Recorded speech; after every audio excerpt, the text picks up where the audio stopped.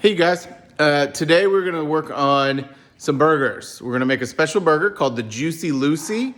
This burger was made famous in Minneapolis, and it's real fun to make, and it's a really cool burger to make for other people because it's a little different than your normal cheeseburger. The thing that makes this so special is that it's a stuffed burger, so the cheese is gonna be on the inside. When you bite into it, you get all that runny, melty, cheesy goodness. We're working on making our patties. So we're gonna get a scoop. This is a 2-ounce scoop. We're gonna just ball these up. And I'm pressing them pretty tight because I wanna make sure that they're the exact size that I want them to be, which is 2 ounces.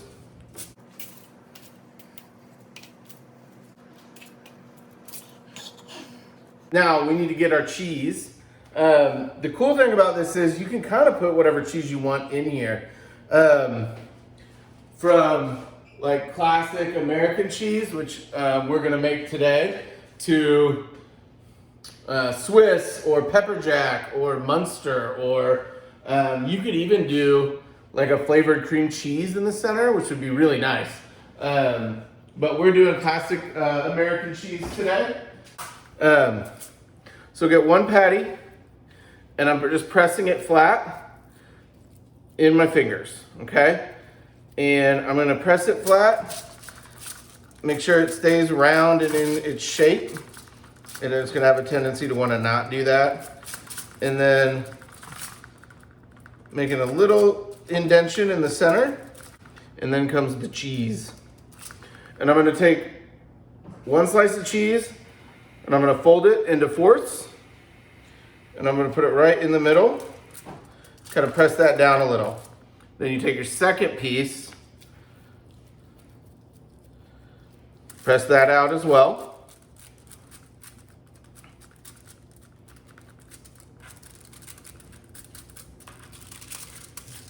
And lay that right over top. Now, the important thing to do here is you've got to make sure this is sealed up nice and tight, because we don't want this blowing open on the flat top when we get it cooking, right?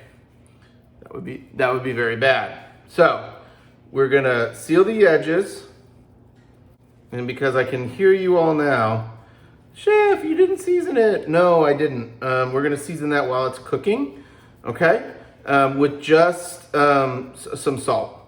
I'm not even gonna do pepper. We're gonna this is an 80-20 blend, so it's gonna have a ton of flavor, and I don't think we need to stress about 30 different seasonings going in here. I mean, we're not, smoking a brisket here, we're making a burger. So just some salt as it's on the flat top cooking.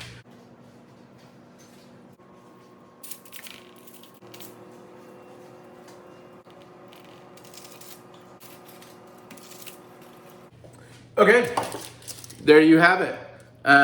We took 12 2-ounce balls of meat, stuffed them with cheese, and made these 6 beautiful burgers. Now, this goes in the refrigerator. That is going to help set these patties so that they don't come apart. It's still a risk, but we're hoping that doesn't happen.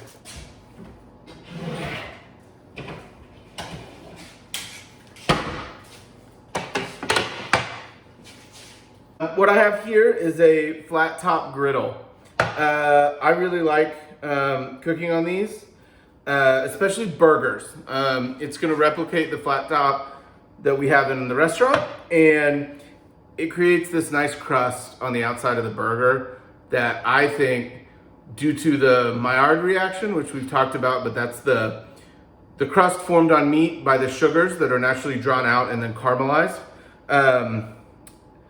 That's gonna make the burger taste the best, okay? And it also will help these hold together. We wouldn't wanna do these on a grill where we're trying to flip them and all sorts of cheese everywhere, messy cleanup, etc. So I have this set to 400 degrees. It is heating up. We are getting there. I'm also toasting up a bun now. I'm gonna make one burger right now. And the rest is gonna be dinner for my family. And I have not put any fat on this. You hear that sizzle? That's good. That's what we want to hear.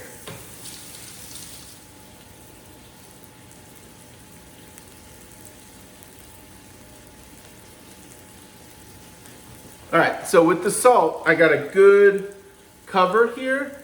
It wasn't thick, but I did make sure I got everywhere. When I flip it, I'm gonna season the other side, okay? Now, with this burger, we're really stressing the meat and the cheese. That's why we got the higher fat meat. We're using American cheese, which is gonna be like real melty, which I think is awesome in a burger.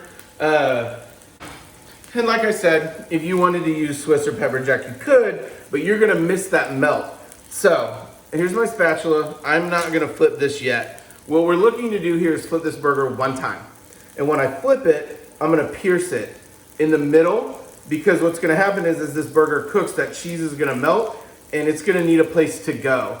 If I don't give it an out, it's gonna come out everywhere. So we're gonna pierce it, but only once we flip it, okay? As far as condiments go, on the burger like this, if you're a big ketchup person, go for it.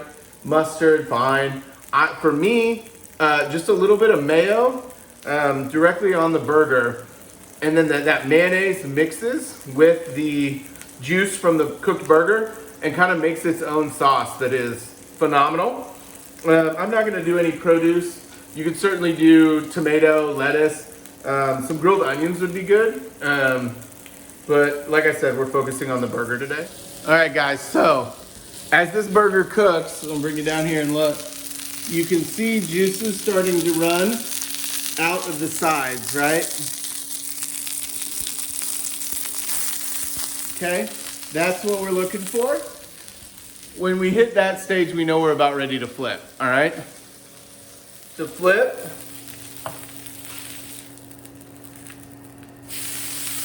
and I went to a different part of that griddle. This part that the burger was on won't be as hot. So by moving it over, you're getting even a hotter portion of that grill. But look at that crust we formed here. That is awesome. All that crust and caramelization is gonna be so good.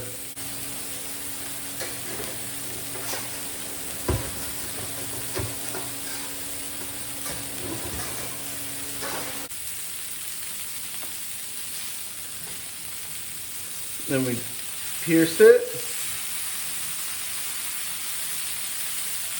And I didn't attack the burger. I just gave it a little pierce to make sure we got through to that center.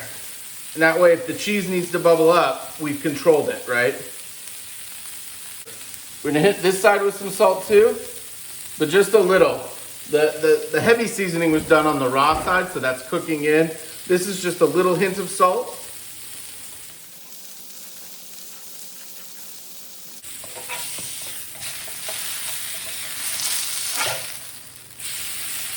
Okay, we're looking pretty good there. I am gonna take one more piece of American cheese, put that right on top, and let that melt. When that's melted, we're done. Cheese just kind of sticks. We know we're good to go then. Grab that burger, goes right on the bun. I'm gonna turn this griddle off. And there's the burger. A little bit of mayo. Put the dome on, and then let's go eat. So the Juicy Lucy. Now, you could obviously have bacon with this. Any other normal burger accompaniments would be great. I'm just wanting the cheese and the meat and a nice toasty bun. So let's, without further ado, dig in.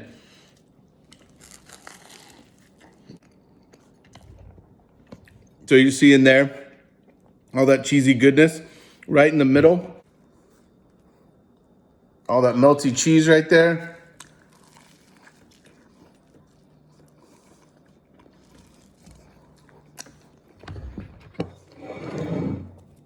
You know, that is a good burger.